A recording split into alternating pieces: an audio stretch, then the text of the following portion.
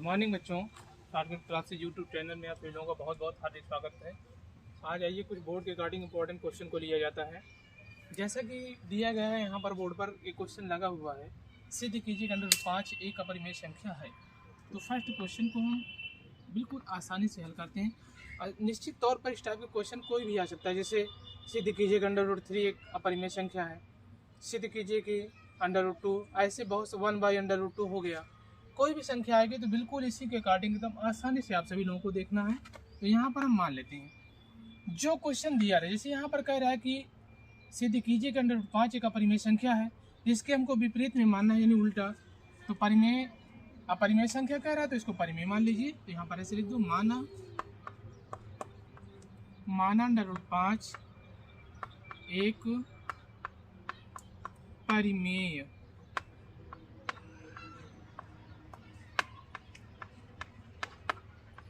पाँच एक परिमेय संख्या है। माना अंडर रूट 5 एक परिमेय संख्या है। तो यहाँ पर हल करते हैं। अंडर रूट 5 बराबर हो जाएगा a/b, ब्रैकेट में यहाँ पर लिख दो, जहाँ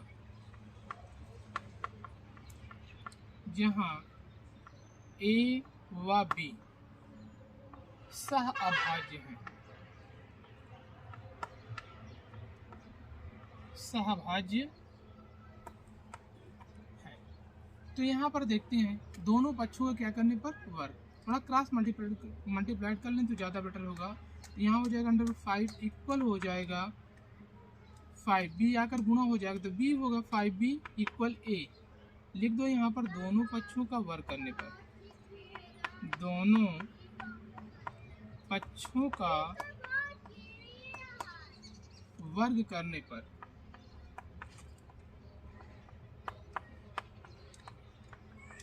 चलो वर्क करते हैं। जैसे यहाँ पर वर्क करेंगे, रूट है हमारा, रूट 5b का वर्क कर दो, यहाँ पर है a² इक्वल कुछ नहीं। तो यहाँ पर हल करते हैं। रूट 5 का अगर हम वर्क करेंगे तो हो जाएगा ओनली 5b² इक्वल a²। यही 5 उधर जाएगा तो क्या हो जाएगा, इसकी अपान में जाएगा, लेकिन लिखने की कोई आवश्यकता नहीं है। ये जो 5 है अगर उधर भेजेंगे तो इसको भाग लगा दे, पूरी तरीके से भाग लग जाएगा। तो यहाँ पर लिख दो, जहाँ 5 a² को विभाजित करता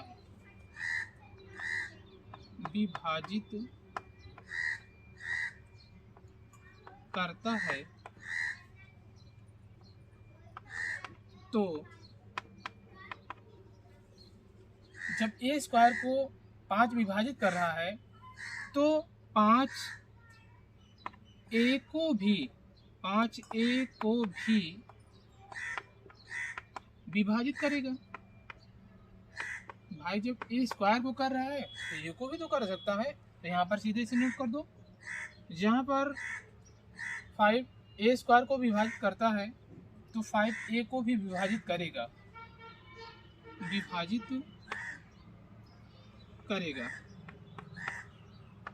ये फर्स्ट। और थोड़ा आगे मानते हैं, यहाँ पर पुनः मान लें, माना a इक्वल 5c, माना इक्वल 5c, जहाँ c एक पूर्णांक है,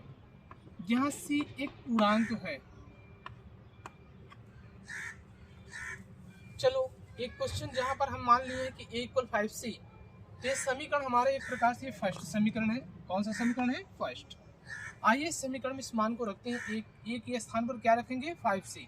तो 5b इक्वल क्या दिया, एक बार नोट कर लो। ऐसे समीकरण फर्स्ट को नोट करते हैं हम, 5b² इक्वल a² दिया है। तो 5b² तो हम ऐसे लिख देंगे, कोई दिक्कत नहीं है। लेकिन a² के स्थान पर अभी हमने माना था 5c, तो यहाँ पर नोट कर दें 5c हो गया। स्क्वायर है तो स्क्वायर लगा दो ऐसे। इसको थोड़ा हल कीजिए तो यहाँ पर हो गया 5b² इक्वल 5 का यदि हम वर्ग करेंगे तो कितना होगा, 25 होगा, 25c²। अब यहाँ पर हमको ध्यान देना है बच्चों, b² इक्वल हो गया हमारा 25c² अपान में क्या हो गया, इसके अपान में जाएगा, 5 से डिवाइड कर दो, 5 25, यानी यहाँ पर आ गया हमारा b² इक्वल आ गया 5c²। अगर ये 5 इधर आया, इस कॉन्सेप्ट पर आप सभी लोगों को गौर करना है कि अगर यही b आएगा इधर इस साइड आएगा तो b को क्या करेगा, 5 डिवाइड करेगा। जब 5 डिवाइड करेगा तो वही प्रक्रिया यहाँ पर रिपीट हो रही है। तो यहाँ पर ये आपको कॉन्सेप्ट लिखना है। ये समीकरण कौन सा हो गया बच्चों, सेकंड समीकरण हो गया। अब यहाँ पर आइए हम सभी लोग समझते हैं एकदम आराम से, थोड़ा सा आपको हिस्ट्री टाइप में से लिखना होगा। जैसा कि लिख दो, जब समीकरण 1 और 2 से, सीधे लिखो, समीकरण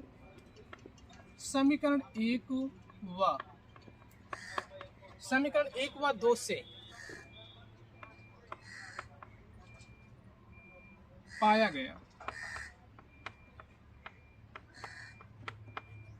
कि 5a व b दोनों को विभाजित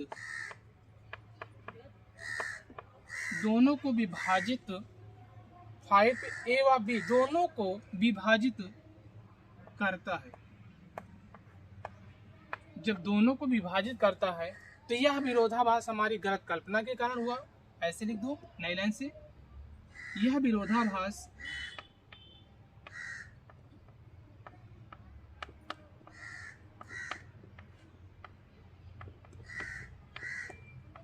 हमारी गलत कल्पना के कारण हुआ।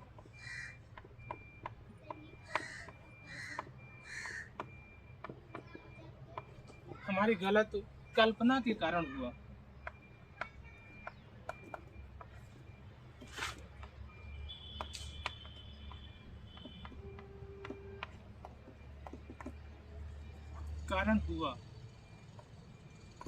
अतः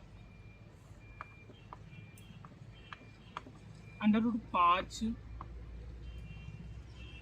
परिमेय संख्या नहीं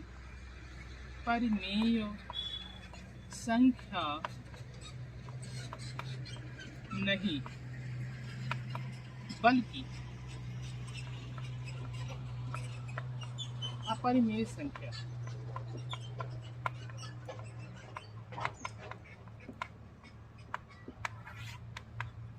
ये प्रूफ हो गया। इस तरीके से बिल्कुल आसानी से आप सभी लोगों को करना है। यहाँ पर कोई भी क्वेश्चन आ जाएगा तो बस इसी सिंपल नियम से आप सभी लोगों को हल कर लेना है। बहुत बहुत धन्यवाद बच्चों।